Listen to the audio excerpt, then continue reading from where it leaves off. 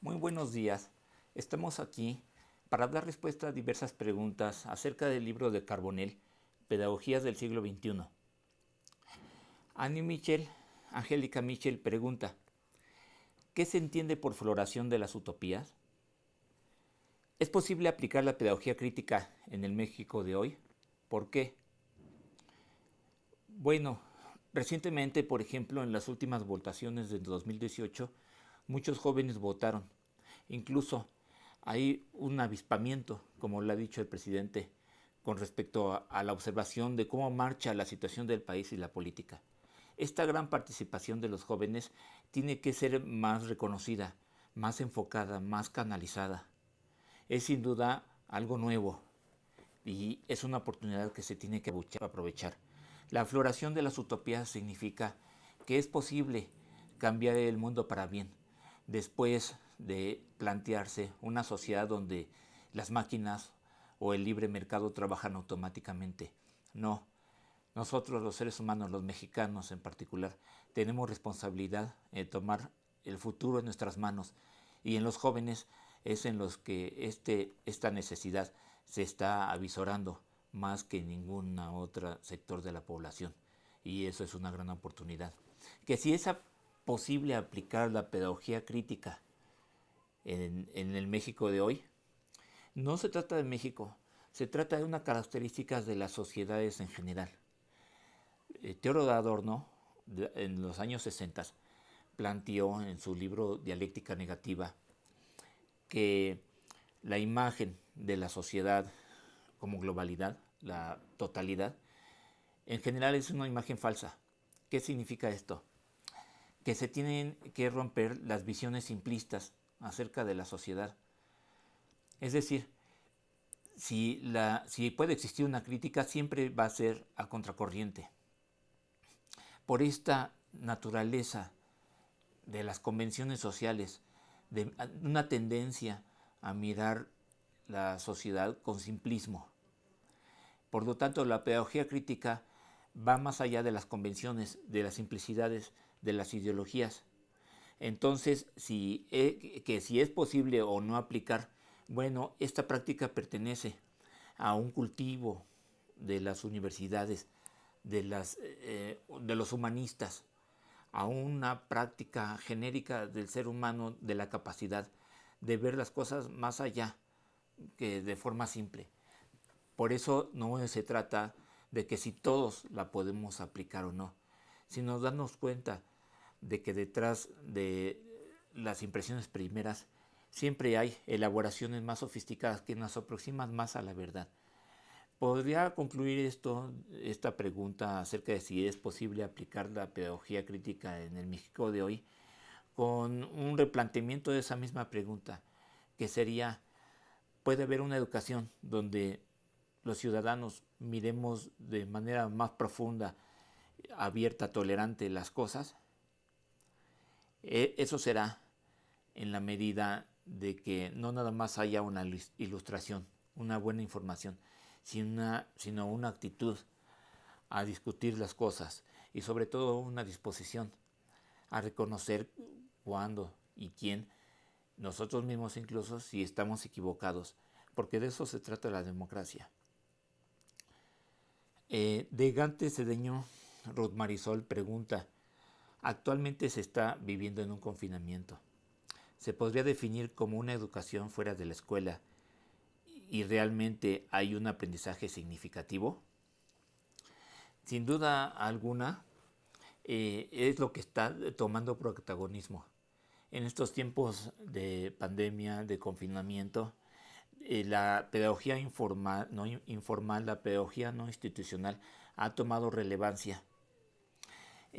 Queramos o no, quienes ya se encontraban duchos acerca de cómo ejercerla, son los que van tomando delantera.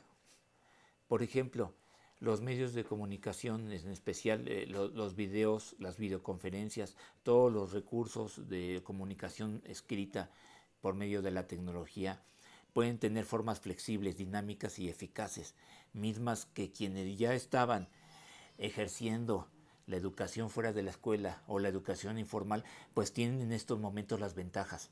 Es decir, si están dentro de una universidad, son precisamente esas personas que ya pueden meter la universidad más en la educación informal, quienes están en la delantera en las diversas autopistas de diversas velocidades de nuestro sistema educativo.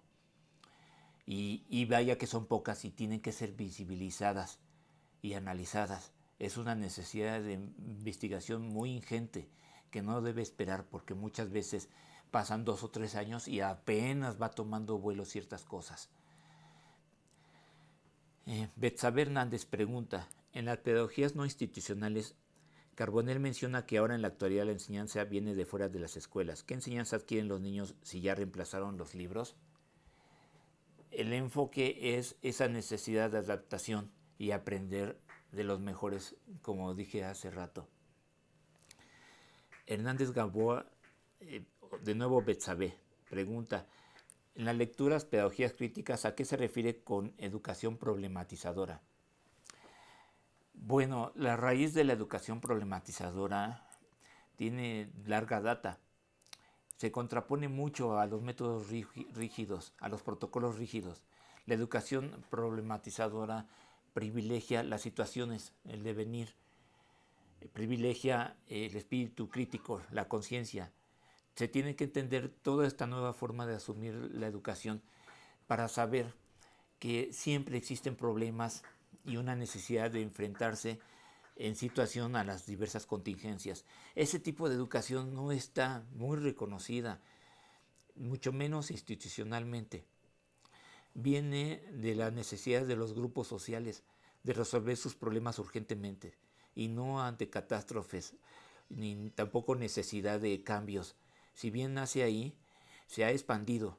De repente se convierte en investigación-acción, de repente en enseñanza, de repente en grupos de enfoque o de reflexión y toma diversas formas. El núcleo es resolver cosas a la de ya. Hay una metáfora, o no sé si es metáfora, hay una referencia en una película hollywoodense de Apolo 1 o 2, de unos astronautas que van en una nave espacial y tienen que resolver el problema mientras la nave corre el riesgo de estrellarse o perderse. Así es la necesidad del trabajo en grupo, una necesidad ingente, un deseo fuerte y resolverlo a como dé lugar con los recursos que se tengan. La educación problematizadora, por llamarle así, es otro nombre de bautizo que se la da a los trabajos en grupo en situación para resolver sus problemas y tiene mucha profundidad, no nada más se limita al aula, también va más allá de ella y abarca transformaciones sociales de sociedades enteras, abarca también revoluciones. Eso es una diferenciación muy importante. Los que requieren los grupos que exigen un cambio profundo y los grupos que exigen un cambio por encimita o incluso los gatopardos. Cambie todo para que no cambie nada. Hay diversos grados en donde toda esta filosofía de la pedagogía se puede aplicar. Pregunta Nelly Núñez. Respecto a la situación en la que nos encontramos, y viendo las diferentes situaciones económicas en las que algunos estudiantes se encuentran, ¿qué podemos hacer para consolidar la innovación pedagógica? Tiene que ver con esto. Otra palabra, le podemos llamar educación enfocada a problemas, pedagogía enfocada a problemas, le podemos llamar necesidad de innovación, pero vamos a ponerlo en términos sencillos. Todos vivimos situaciones, todos nos enfrentamos a circunstancias muy especiales cuando intentamos resolver problemas.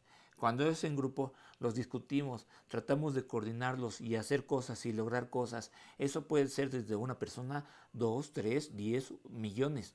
O sea, la humanidad entera se enfrenta a una pandemia en la que ha mostrado su grado de resiliencia y su capacidad de organización y de encontrar nuevas formas alternativas de sobrevivir.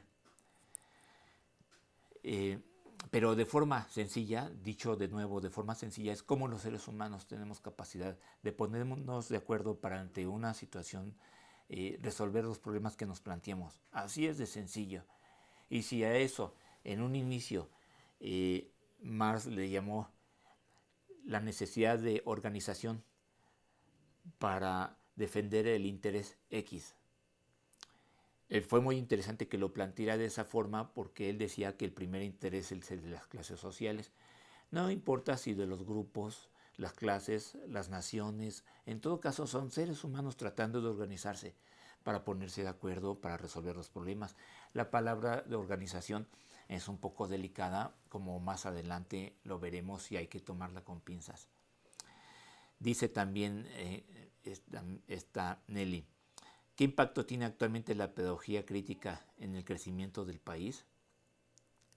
Vaya, conforme una sociedad sea más consciente de sí misma, conforme su aprendizaje, como dice Touraine, vaya siendo un actor histórico en la transformación de sí misma, puede tener más posibilidades de trascender, de influir en sus estilos de cultura, en sus procedimientos de resolver las cosas. Ya no, claro, por supuesto, en una lógica de conquista, sino en una lógica de donación a la humanidad, a las diferentes sociedades. Siempre van a existir intereses, siempre van a existir retos. Y amén de que exista, qué bueno que exista una pluralidad de lenguajes y de formas de aproximarse a esta realidad ingente de grupos de personas coordinándose para resolver sus problemas. Viva la diferenciación y la pluralidad de lenguajes en esto, porque es gracias a partir del reconocimiento, de la recreación de las situaciones y de reconocernos en el lenguaje que empleamos y las miradas, que existe la posibilidad de equilibradamente marchar juntos en resolver los problemas. Aunque parezca simplista, se puede simplificar por muchas vías esto y hay que ponerle mucha atención a cómo es que se hace. Porque se dice, Fernanda Linares dice, ¿qué tan factible o viable resultaron estas nuevas formas de entender la educación durante este contexto? Nos enfrentamos a una computadora, a muchas capacidades nuevas y muchas veces existe un estancamiento, pero es por el simple hecho de no saber enfrentar situaciones nuevas y tumbar paredes. Lo primero que hay que hacer es, ok, ya me veo frente a la necesidad de una computadora, de una determinada plataforma, ante la necesidad de comunicarme. Ahora la actitud es cómo hacer un uso más flexible y eficaz de estas cosas. Es cierto que voy aprendiendo poco a poco y hay muchas dificultades. Es algo lento y la necesidad de aprenderlo rápido es mucha. Estamos como en el problema de los astronautas. Antes de que se pierda o se estrelle la nave, tenemos que resolver cómo controlarla y hacia dónde. Tenemos que hacerlo juntos. Y en primer lugar, qué mejor que aprender de esas personas que ya lo hacen bien. Y los intereses políticos no dejan, y otros tipos de vanidades no dejan. Esas personas están allí, hay que buscarlas, hay que preguntarlas, hay que aprender de ellas. Y era para que en estos momentos ya hubiera surgido un tratado del manejo de las nuevas tecnologías desde casa para educación. ¿Dónde está ese tratado? ¿Quién lo promueve? Silencio. Es todo lo que tenemos. Y entonces cuando nos damos cuenta de eso, hay una necesidad de conciencia ante esas urgencias. Es lo que se necesita. Pregunta Fernanda Linares también, ¿cuáles fueron los materiales, recursos de enseñanza más aptos para lograr el aprendizaje óptimo? Bueno, fíjense que no nada más hablan de materiales, recursos, sino metodologías, pero es muy apresurado ponerle estas palabras.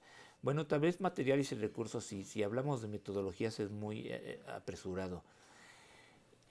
Hace rato hablaba de, en las circunstancias dadas, resolver problemas y coordinarnos. ¿Quién sabe cuáles serían esos recursos? Pueden ser abstractos, pueden ser materiales simbólicos, de habilidad de relación entre personas, de miradas. Lo que llamemos recursos puede ubicarse en muchos niveles de la realidad, pero cuando los empezamos a trabajar y a afinar, se formalizan. Y para que se vea claro que la formalización es una conquista, una metodología, una estrategia, es una conquista. tendemos muy fácilmente a emplear el lenguaje pedagógico sin tener el cuidado suficiente, que antes de ese está el lenguaje filosófico. Y un lenguaje filosófico simple, llano, es el que decían Ortega y Gasset: somos nosotros, soy yo y los demás, y nosotros frente a las circunstancias. ¿Qué hacer? ¿Cómo concientizar la mirada? Es la primera pregunta ingente. Solo después viene el lenguaje de los recursos, la metodología para lograr objetivos. Pero antes tenemos que hablar como personas sencillamente y después acceder al lenguaje de las pedagogías más especializadas. Esta pregunta, Ingrid Paula García Guadarrama. De acuerdo a la pedagogía crítica, ¿qué tan eficaz es esta pedagogía para un estudiante, viendo el panorama educativo en México? Bueno, de nuevo tenemos el problema de las palabras. Pedagogía crítica, adelante está la conciencia. Si no se tiene en cuenta que un elemento central de la pedagogía crítica es la necesidad de más conciencia de la situación, para quizá con la expectativa o esperanza de aclarar mejor esa situación, mientras no se entienda la gran importancia de la función de la conciencia, estaremos en un esquemita, en un lenguaje más estrecho. La pedagogía crítica incluso critica la eficacia, la palabra eficaz. La palabra eficaz viene de una larga data de formalizar demasiado las cosas y dar el carácter de herramienta e incluso el tratamiento de la realidad para nuestros fines. La racionalidad instrumental, que es a lo que se opone la pedagogía crítica, es lo que mucho daño ha hecho. Si bien en la economía, en la sociedad de mercado ha funcionado para la acumulación de capital, sabemos que ha resultado una catástrofe de muchos pobres, muchas guerras, mucha contaminación y decadencia en los últimos 50 años, en los últimos 30 años. Tenemos que concientizar que también existe un aspecto de lo razonable, de la conciencia, de lo no cognitivo, para enriquecer nuestro espíritu. El lenguaje de la racionalidad instrumental y la eficacia es un espíritu enano, muy chiquito, en el que ahorita cada vez más se dan cuenta que no debemos ni podemos caber en ese tamañito de pensamiento. Melissa Matehuala, ¿el diálogo puede garantizar una transformación en todos? James Clifford, en un libro de antropología, no Clifford Geertz, sino James Clifford es otro, decía que se puede hacer una antropología para el diálogo, pero puntualizaba muy bien unos críticos de este libro acerca de que el diálogo por sí mismo no lleva a ninguna parte.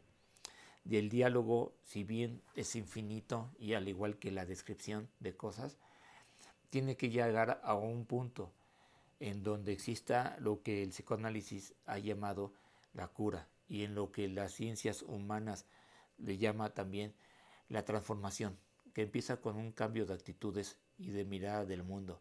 Se dice fácil, pero en toda la historia la presencia de esos momentos son reales y hay que saber visualizarlos, así sea en un pequeño grupo o una sociedad entera. Y dice Andrea Cabrera, dentro de la lectura menciona Carbonell diversos proyectos y en uno de ellos menciona la ciudad de los niños. ¿Es posible aplicarlo en un contexto como el de México, donde hay tanta delincuencia? Y de ser posible, ¿cuáles serían los métodos? Bueno, por supuesto no vamos a dejar, aunque en una experiencia que tuve en Japón, vi una niña de 6 años yendo a la escuela, caminando 10 calles. Estamos, por supuesto, muy lejos en México de esa situación. No vamos a dejar a los niños sueltos en las calles. Aunque los niños sí pueden aprender que la esencia de la ciudadanía es pasearse por las calles, como dijo Walter Benjamin. De ahí vino su obra sobre pasajes, el pasearse sobre los pasajes, los aparadores de los negocios de París. La esencia de la ciudadanía es descubrirse libre, aventurero, en una ciudad donde no nada más existe el comprar y vender, sino también donde que admirar edificios, que admirar, que enfrentarse a situaciones, que interaccionar con el otro ciudadano, el solidarizarse, el pasearse por una ciudad es todo dio lugar a toda una forma de vida y filosofías de la ciudadanía que después hicieron la revolución con el individuo burgués. Y es bien interesante esta situación porque cuando se dice la ciudad de los niños para promover la lectura, pues este Carbonell lo sitúa más bien, de acuerdo a Tonucci. Tonucci lo sitúa en que la ciudad es un libro y podemos hacer diversas lecturas de ese libro. Al pasearse por la ciudad nos sentimos libres, nos sentimos conquistadores, nos sentimos que podemos disfrutar la ciudad y en compañía con los demás.